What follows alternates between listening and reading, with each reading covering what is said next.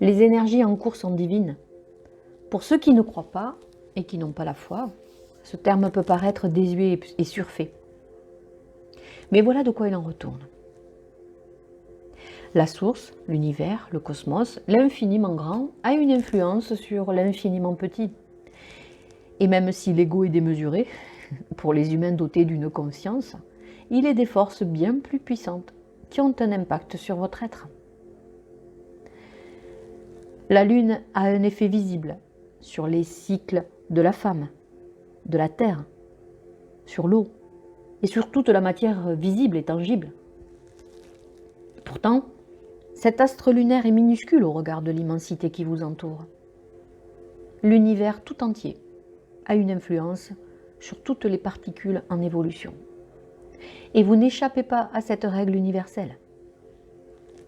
Les mouvements de l'univers sont orchestrés par une force bien plus puissante encore.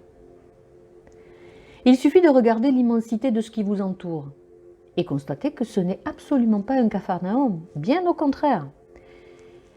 Chaque système solaire fonctionne parfaitement. Chaque galaxie a son propre fonctionnement. Et aucun des éléments autonomes dans cette immensité ne vient perturber les autres. Tout est parfaitement orchestré pour un fonctionnement parfait et une évolution constante. Ces forces orchestrent l'immensément grand et l'immensément petit. Aussi, l'évolution de l'univers qui est actuellement en cours a une influence sur le processus évolutif de l'être humain. Les êtres dénués de conscience évoluent au rythme des particules universelles. C'est simple pour eux. Les êtres investis d'une conscience évoluent également, mais l'avancement est plus délicat. Les êtres humains sont dotés d'une conscience, effectivement, d'un mental qui a développé un ego, de corps émotionnels qui portent des valises, des malles parfois d'émotions, qui vous tirent vers des vibrations basses et que vous transportez pour ce voyage évolutif. Les êtres humains sont dotés de merveilleux attributs qui doivent s'harmoniser, s'aligner pour que l'évolution soit possible. Certains n'ont pas cette capacité. Le mental est bien trop fort, bien trop présent. Alors leur conscience, leur voix interne, leur âme, leur être supérieur ressent que cela ne sera pas possible en l'état actuel des choses. Alors ils décident de partir pour œuvrer sur d'autres plans. Cette aide qu'ils apporteront à leur famille et aux êtres qu'ils ont profondément aimés se traduit par des signes dans un premier temps, puis des messages, pour aider la conscience des vivants, des incarnés, à comprendre que le monde est bien plus vaste que le visible, que les choses importantes pour l'ego ont bien peu de valeur au regard des valeurs universelles. Le système involutif fait régresser l'évolution de votre lumière intérieure, donc votre vibration. Et si votre vibration baisse, vous n'êtes plus sur la même longueur d'onde que l'évolution qui est en cours. Alors, il est temps pour vous soit de partir, soit de retarder votre évolution pour que votre lumière intérieure reprenne de la force, de la puissance et retrouve le chemin qui vous fera participer au voyage. C'est ce qu'on appelle le chemin de vie. Parfois, il est nécessaire de descendre dans les bas-fonds de votre être pour libérer, nettoyer votre involutif qui s'est accumulé durant des millions d'années dans vos particules, dans vos cellules.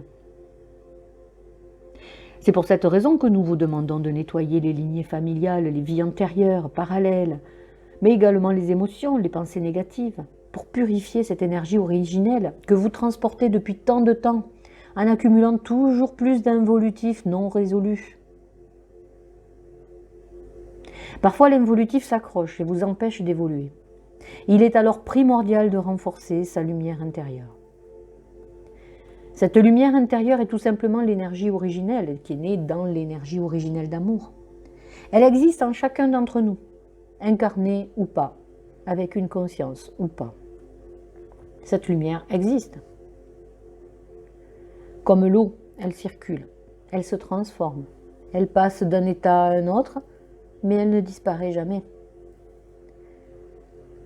Cette lumière intérieure est une force bien plus puissante que l'ego, que le mental, que les forces de l'ombre.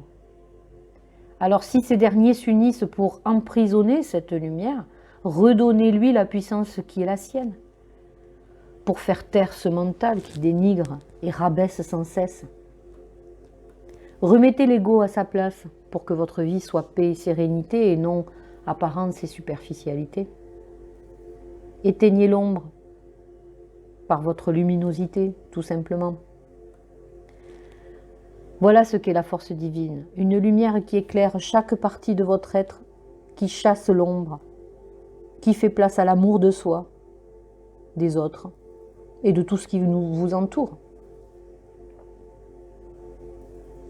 Ayez la conscience divine que vous êtes des êtres issus de la lumière et vous reviendrez à la lumière. Nul besoin des autres. Nul besoin de Dieu ou des forces divines extérieures, puisque cette force est déjà en vous. La seule et unique façon de rejoindre les autres dimensions, c'est d'ouvrir les portes de votre prison intérieure, pour laisser briller cette lumière qui ne demande qu'à récupérer sa puissance.